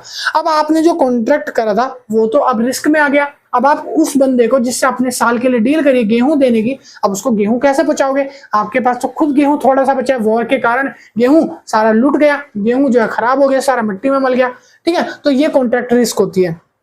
अगला पॉइंट आ जाता है उसके बाद रिलेशनल कॉन्ट्रैक्ट्स। अगला पॉइंट क्या है, रिलेशनल कॉन्ट्रैक्ट ऐसे कॉन्ट्रैक्ट होते हैं जो लॉन्ग टर्म के लिए बनाए जाते हैं। ये रहा रिलेशनल कॉन्ट्रैक्ट, लॉन्ग टर्म के लिए बनाए जाते हैं और पूरा ट्रस्ट के साथ बनाए जाते हैं, यानी ईमानदारी के साथ बनाए जाते हैं। ऐसे कॉन्ट्रैक्ट को हम बोलते हैं रिलेशनल कॉन्ट्रैक्ट। बट इसमें प्रॉब्लम क्या है कि इसको लीगली तौर पर अच्छे से एक्सप्लेन नहीं किया जाता, जिसकी वजह से कॉर्पोरेशन में स्ट्रिक्ट रूल्स नहीं होते। इसकी वजह से क्या होता है, फ्लेक्सिबिलिटी नहीं आती, अनएक्सपेक्टेड हैपनिंग होती है, यानी कि कुछ ना सोची समझी चीजें होने लगती हैं एकदम कंपनी से, ठीक है। कह रहा है एक एग्जांपल से आपको समझाते हैं। एक कार कंपनी है जो कि अपने पार्ट को सप्लाई करती है हर साल कुछ वर्कर को जो अपने साथ काम करते हैं। कह रहा है even contract missing something, contract में कुछ चीजें मिसिंग होने की वजह से अब जो प्रॉब्लम फेस करनी पड़ती है, मान लो कोई पार्ट है कार का, वो बेचा गया कंपनी को, ठीक है, और जो उसके एम्प्लॉय है उसको भेजा गया कि जाके किसी को ये पार्ट डिलीवर कर दो। कंपनी के एम्प्लॉय ने पार्ट को गोलमाल कर दिया, पार्ट को रास्ते में ले जाके कहीं और बेच दिया, पैसे खा गया उससे। अब ये चीज कंपनी ने कॉन्ट्रैक्ट में मेंशन नहीं करी थी कि कभी ऐसा हैपन हो जाता है तो आपको क्या केस करना पड़ेगा, क्या आप फाइल कर सकते हो, या उसको कोई पनिशेबल ऑफेंस मिलेगा या सजा मिलेगी नहीं मिलेगी पार्ट बेचने की वजह से। तो वो चीज आपने कॉन्ट्रैक्ट में पहले मेंशन नहीं करी, तो जो कोर्ट है वो भी आपकी सुनवाई नहीं करता, ठीक है। अगला पॉइंट आ जाता है efficiency of incomplete contract. Efficiency, ठीक है, एफिशिएंसी ऑफ इनकम्प्लीट कॉन्ट्रैक्ट क्या होता है? कह रहा है जहां पर इनकम्प्लीट कॉन्ट्रैक्ट जो है पूरी तरीके से सिचुएशन के एफिशिएंट नहीं होते, हर सिचुएशन को संभालने में कोई कुशल नहीं होता। अब मेरे से पूछा जाए कि अभी मैं आपको बोलूं कि मैं बीए के बच्चों को पढ़ा दूंगा, तो मैं बोलूंगा नहीं भाई मैं नहीं पढ़ा सकता, क्योंकि मैं कॉमर्स बैकग्राउंड से हूँ, मैं कॉमर्स का सब्जेक्ट पढ़ाता हूँ, मैं आर्ट्स का मेरे को नॉलेज है, बट मैं पढ़ के पढ़ा सकता हूँ, मगर इतना ज्यादा उसमें बोलते हैं ना स्मूथनेस नहीं आएगी, ये बोलते हैं ना इतना ज्यादा उसमें अच्छा रिजल्ट नहीं निकलेगा जितना एक बीए का बच्चा पढ़ाता है जिसका बैकग्राउंड बीए का है। तो वो चीज है यहाँ पर एफिशिएंसी, यानी कुशलता नहीं आएगी। और इसके कारण क्या प्रॉब्लम हो सकती है? जब किसी चीज में कुशलता नहीं आती ना, तो आपका टाइम अलग से वेस्ट होता है, आपका पैसा अलग से वेस्ट होता है, कॉस्टली पड़ जाता है आपको, और यहाँ पर आप फास्टर चेंजेस भी नहीं कर सकते, आप नई टेक्निक्स को अडेप्ट भी नहीं कर सकते। तो ये सारे कंसिक्वेंसेस हो जाते हैं इसमें। फिर आता है अगला point, role of development policies. Last point है रोल ऑफ डेवलपमेंट पॉलिसीज। इसके अंदर क्या लिखा है? कुछ ऐसी इंप्रूवमेंट जो गवर्नमेंट डेवलपमेंट पॉलिसीज से लेके आती है, उसकी वजह से जब आपके कॉन्ट्रैक्ट में प्रॉब्लम खड़ी हो जाए ना, तब आपको यहाँ पर बोला जाता है कि रोल ऑफ डेवलपमेंट पॉलिसीज से आपके कॉन्ट्रैक्ट इनकम्प्लीट हो गए। फॉर एग्जांपल, आपने एक प्लॉट पसंद किया और सरकार ने 2 साल बाद बोला इस प्लॉट को जो आपने लिया इसके ऊपर से हाईवे आएगा। आपका प्लॉट तो गया, सरकार बोलती है हम यहाँ पर मुआवजा भी नहीं देंगे, ये ऐसी जमीन थी जहां पर रिस्ट्रिक्टेड था प्लॉट बनाना, बट आपने फिर भी ले ली। आपने 10 लाख फूक दिए वो अलग, सरकार ने जमीन ले ली वो भी नुकसान। तो यहाँ पर ऐसे कॉन्ट्रैक्ट जो गवर्नमेंट की रेगुलेशन से प्रॉब्लम में फंस जाते हैं, उनको इनकम्प्लीट कॉन्ट्रैक्ट से लॉ एंड डेवलपमेंट पॉलिसीज के अंदर रखा गया है। यहाँ पर पहली एग्जांपल दिया हुआ है कि इंप्रूव करनी चाहिए कॉन्ट्रैक्ट इन्फोर्समेंट में, आपको अपने कॉन्ट्रैक्ट की गाइडलाइंस को और ज्यादा अच्छे से करना चाहिए, लीगल सिस्टम को अच्छा करना चाहिए, जो डिस्प्यूट्स आते हैं उसको सॉर्ट करना चाहिए, तब जाके रोल ऑफ डेवलपमेंट पॉलिसीज जो है वो और ज्यादा अच्छी बन सकती है, ठीक है। तो ये था आपका फर्स्ट हाफ। अभी थोड़ा सा चैप्टर रह रहा है, अभी मैंने 70% चैप्टर आपका क्लियर करा है, अभी कुछ चैप्टर के टॉपिक्स रह रहे हैं, तो वो मैं अभी आपको इसको इरेज करवाऊंगा और बिठा के फिर लिखवाता हूँ। आप स्क्रीनशॉट ले लो, उतार लो, ठीक है भाई।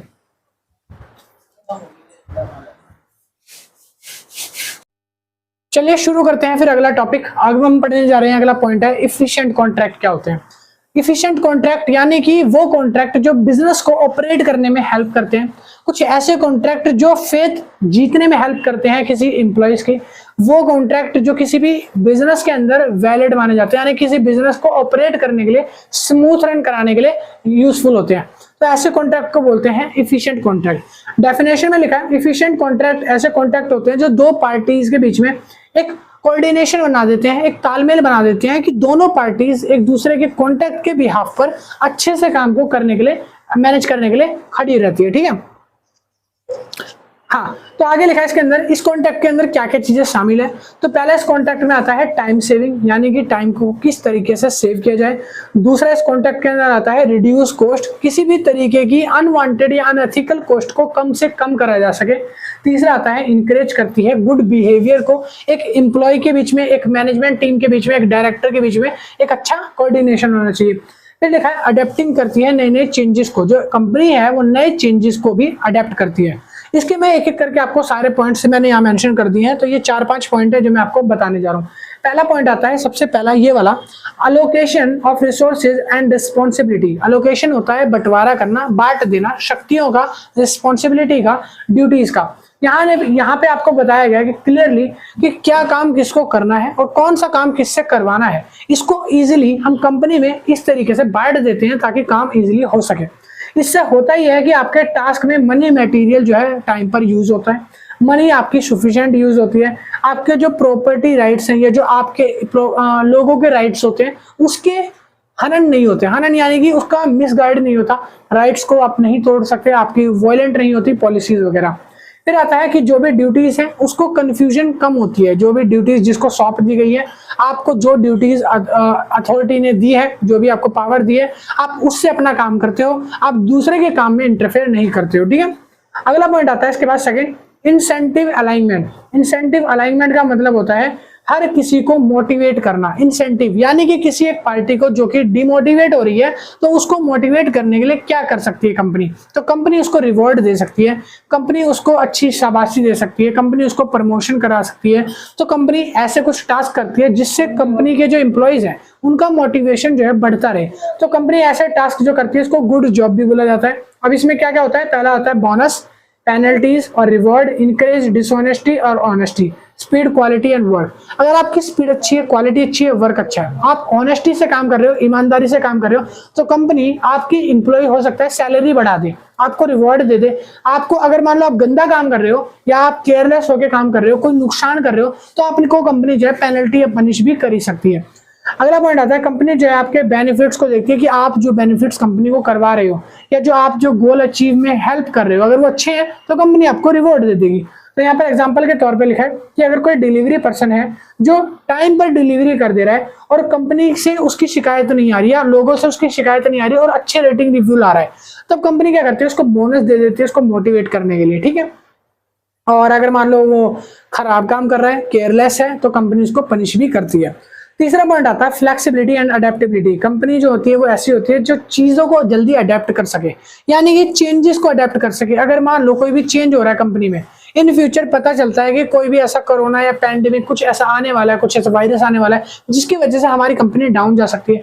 आज अगर आपको वो पता चल गया तो आप कुछ ऐसी अडेप्टेबिलिटी यूज कर सकते हो जिससे कंपनी आगे मोटिवेट हो सके, आगे इंकरेज कर सके, बढ़ सके। ठीक है, अगला पॉइंट आता है उसके बाद पॉइंट नंबर 4 है minimising transaction cost. Transaction cost का मतलब होता है कि किसी भी ट्रांजैक्शन पर होने वाली लागत, जो खर्चा हो रहा है उस कॉस्ट को कम से कम किया जा सके, इसको ट्रांजैक्शन कॉस्ट मिनिमाइज बोला जाता है। यानी कि उस पर टाइम कितना बचा सकते हैं, उस पर पैसा कितना सेव किया जा सकता है और एफर्ट कितने ज्यादा किए जा सकते हैं। अगर ऐसा कुछ है तो कंपनी उसको जल्दी अडेप्ट कर लेती है। इसके अंदर लिखा है यहाँ पर क्लियर लैंग्वेज का यूज किया जाना चाहिए। अगर मान लो कोई पार्ले-जी का पैकेट है बिस्किट का, उसके ऊपर आपको चीजें साफ साफ पीछे लिखी मिल जाती है कि इस पार्ले-जी बिस्किट में कौन कौन से इंग्रेडिएंट्स डले हैं, कौन कौन सी चीजें हैं, कब तक ये एक्सपायर्ड होगा, कब तक ये यूजफुल रहेगा पैकेट। तो हर चीजें क्लियरली मेंशन होनी चाहिए ताकि लोगों को समझने में दिक्कत ना आए। ठीक है, फिर लिखा है कि जो लोअर होते हैं, जो लॉयर्स होते हैं, यानी कि जो वकील होते हैं, जो कोर्ट होते हैं, न्यायालय होते हैं, तो इनकी जो फीस वगैरह है उसको भी आप रिड्यूस कर सकते हो अगर आप अच्छे तरीके से मैनेज कर रहे हो बिजनेस। पॉइंट नंबर 5 आता है supporting long term development. Supporting long term development यानी कि ये कंपनी जो है वो गुड एनवायरनमेंट बना के चलती है अपनी कॉर्पोरेट के अंदर, जिससे एक रिलेशनशिप हेल्दी होता है और कंपनी की ग्रोथ होती रहती है। फिर लिखा है कंपनी जो है ट्रस्ट का कॉर्पोरेशन जो है वो बिल्ड करती है, यानी कि कंपनी जो है अपने एम्प्लॉयज को ये विश्वास दिलाती है कि अगर आप अच्छे से काम करते हो कंपनी में तब आपको एक कॉन्ट्रैक्ट के तहत आपको रिवॉर्ड दिया जाएगा और अगर आप बुरा काम करते हो तब आपको पनिश किया जाएगा। और कंपनी जो है अपने प्रोजेक्टर्स को, अपने जो लोग हैं उनकी हेल्प के लिए भी ध्यान रखती है। ठीक है, चलिए जी, और अब हम पढ़ने वाले हैं नेक्स्ट टॉपिक। अब हमारा लास्ट टॉपिक है हमारा damages measure and their efficiency properties. ठीक है, तो इसको एक बार करते हैं, जब तक आप इसको एक बार स्क्रीनशॉट ले लो। सुबह हाँ भाई, तो अब शुरू करते हैं damages measure and their efficiency properties. पहले हम बात कर लेते हैं कि डैमेजेस मेजर क्या होता है। डैमेजेस क्या होते हैं, बेसिकली कह रहा है अगर कोई व्यक्ति अपने कॉन्ट्रैक्ट को ब्रीच कर देता है, कोई भी व्यक्ति अपने कॉन्ट्रैक्ट को जब ब्रीच कर देता है, तोड़ देता है, किसी एक पार्टी की तरफ से कॉन्ट्रैक्ट ब्रीच होने को डैमेज बोलते हैं। कह रहा है यहाँ पर कॉर्ड ऑफ ब्रीच भी बोलते हैं इसको। डैमेज का मतलब होता है कि जो भी कंपनसेशन वाली पार्टी है उसको कंपनसेशन दिया जाएगा और जिस पार्टी ने डैमेज करा है ब्रीच को, जिस पार्टी ने तोड़ा है कॉन्ट्रैक्ट को, वो उसको फिक्स करेगी या हार्म को, जो भी ऑफेंस हुआ है, जो भी नुकसान हुआ है, उसकी भरपाई करने के लिए दूसरी पार्टी जिम्मेदार होगी जिसने डैमेज किया है। और जो कंपनसेशन पार्टी होगी जिसको डैमेज मिला है, जिसका नुकसान हुआ है, उसके डैमेज को भरपाई करी जाएगी। ठीक है। तो डैमेज यानी कि ब्रीच ऑफ कॉन्ट्रैक्ट, जब किसी वादे से टूटने की वजह से किसी का नुकसान हो जाता है उसको डैमेज बोलते हैं। फॉर एग्जांपल, कल किसी आदमी ने अगर मेरे को बोला कि भाई एक काम करियो, मेरे को ना यहाँ पर एक कार खड़ी करवानी है, पार्किंग करवानी है, तो आप ना यहाँ पर आकर थोड़ा साफ सफाई कर देना। मैंने जाके साफ सफाई नहीं करी, अब वहां पर उसने कार खड़ी करी गंदे में, जिसकी वजह से उसकी कार पे डेंट आ गए। कार पे डेंट आना यानी कि कार का नुकसान हो गया, अब वो मेरी वजह से हुआ है, तो मैं जो है कंपनसेशन पे करूंगा कंपनसेटेड व्यक्ति को, ठीक है। अब इसके अंदर कुछ 5 पॉइंट आते हैं, कुछ 5 अलग अलग तरीके के डैमेजेस हैं, तो चारों पांचों को समझते हैं। पहला आता है एक्सपेक्टेशन डैमेज।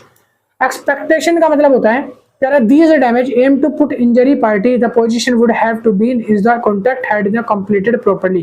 कह रहा है if you get benefit you expected from the contract।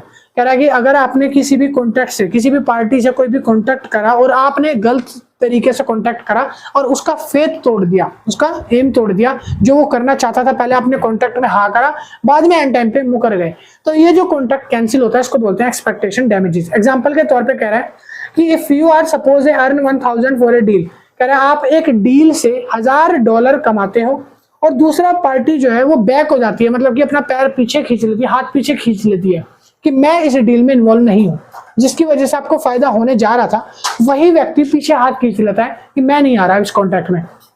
इससे क्या होगा, आपको वो $1000 का एक्सपेक्टेड लॉस हो जाएगा, क्योंकि जिस पार्टी के बिहाफ पर आपने कॉन्ट्रैक्ट बनाया था वो पार्टी पीछे चली गई, हाथ छोड़ दिया उसने, ठीक है। दूसरा आता है रिलायंस डैमेज। रिलायंस डैमेज यानी कि ये वाला सेकंड वाला। रिलायंस डैमेज का मतलब होता है कि these damage cover the money you spend while trusting contract would you fulfil. आपने किसी पर विश्वास करके कुछ पैसे दिए और एंड टाइम पे उसने आपको धोखा दे दिया, ऐसे डैमेज को रिलायंस डैमेज बोलते हैं। अब यहाँ पर एग्जांपल लिखा है कि एग्जांपल के तौर पे आपको लिखा है you spend $3000 on material for a cancelled event. आपने $300 किसी इवेंट के कैंसिल होने तक लगा दिए थे, अब इवेंट जो है वो कैंसिल हो चुका है, तो उसका जो लॉस है, वो भरपाई जो है वो आपको झेलनी पड़ रही है, ठीक है। तो ये इसका एग्जांपल है।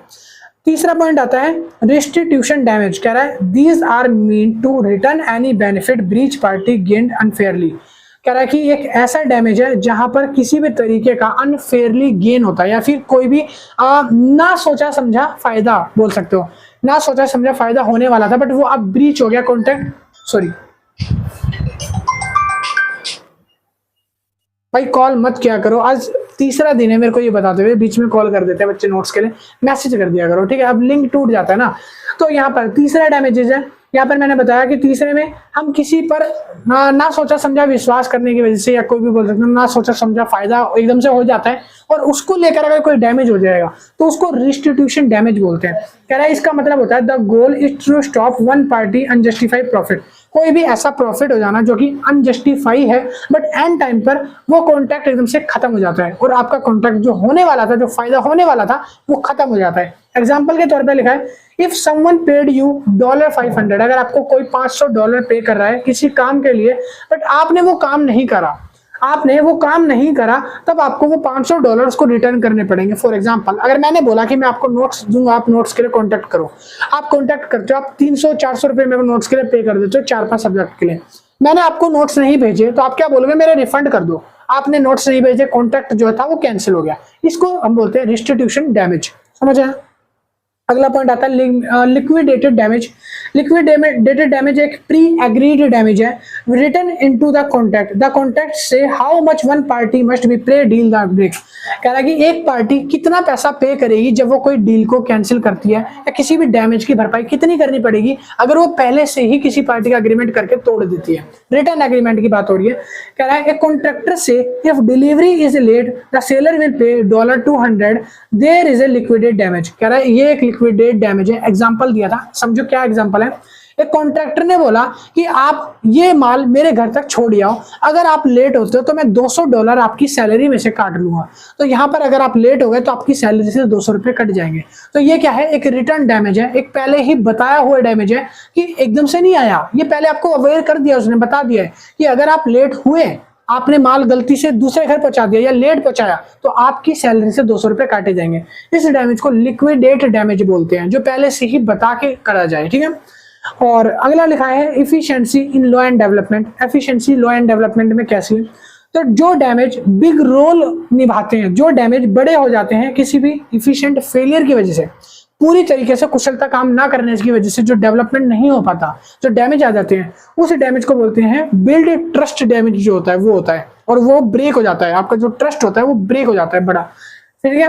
इसके अंदर लिखा था रिड्यूस रिस्क, और ये जो है रिस्क को रिड्यूस भी करता है both local and international trade. अगर आप लोकल ट्रेड कर रहे हो यानी फॉरेन कंट्री छोड़कर अपनी कंट्री में कर रहे हो, या आप विदेश में भी कर रहे हो, इंटरनेशनल भी कर रहे हो, तो दोनों में ये रिस्क होता है, इंटरनेशनल लॉ एंड डेवलपमेंट का डैमेज आता है, ठीक है। आगे लिखा है उसके बाद इसको आप बचा कैसे सकते हो, आप सेव कर सकते हो कोर्ट में जाकर, आप कोर्ट टाइम सेव कर सकते हो, कंपनसेट कर सकते हो, कुछ रूल्स बना सकते हो कंपनसेट के रिलेटेड, और आप डैमेज से बच सकते हो, ठीक है।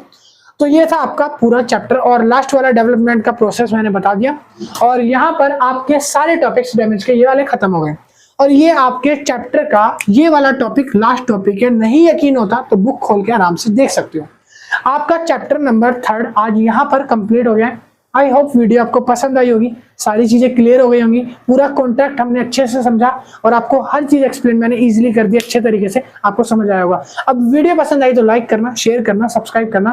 3 चैप्टर मैं पढ़ा चुका हूं, और अब एक लास्ट चैप्टर यानी 4th चैप्टर रहता है, वो मैं कल की वीडियो में जल्दी डाल दूंगा। कल परसों में जब मेरे को टाइम मिलेगा तो मैं वो भी डाल दूंगा। आपकी लॉ एंड डेवलपमेंट के 3 चैप्टर कंप्लीट करा दिए, 80% सिलेबस हो गया खत्म।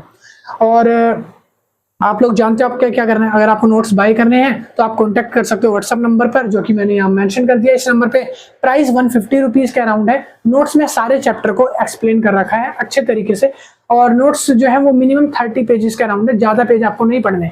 बुक में टोटल 90 पेज के अराउंड है, और नोट्स में आपको 30 पेज पढ़ने पड़ेंगे। सारे चैप्टर उसी में मेंशन है, ठीक है। और शॉर्ट नोट्स है, लैंग्वेज इजी है, आसानी से आप समझ सकते हो। जिसको लेना है वो जाके मैसेज करके पता कर लेना, ये नंबर है। डिस्क्रिप्शन में भी नंबर डाल दिया, जिसको लेने है वो मैसेज कर लेना। और जो नहीं लेना चाहते तो भाई कोई आफत नहीं है, आप आराम से बैठो, ये जो मैंने पॉइंट्स लिखे हैं इनसे अपने खुद के नोट्स बनाओ, और ज्यादा अच्छी प्रैक्टिस हो जाएगी, ठीक है। चलिए मिलते हैं नेक्स्ट वीडियो में चैप्टर नंबर 4 के साथ। Tata bye bye. अब आप इसको उतार लो आराम से, ठीक है। और बाय, लाइक कर देना, शेयर कर देना।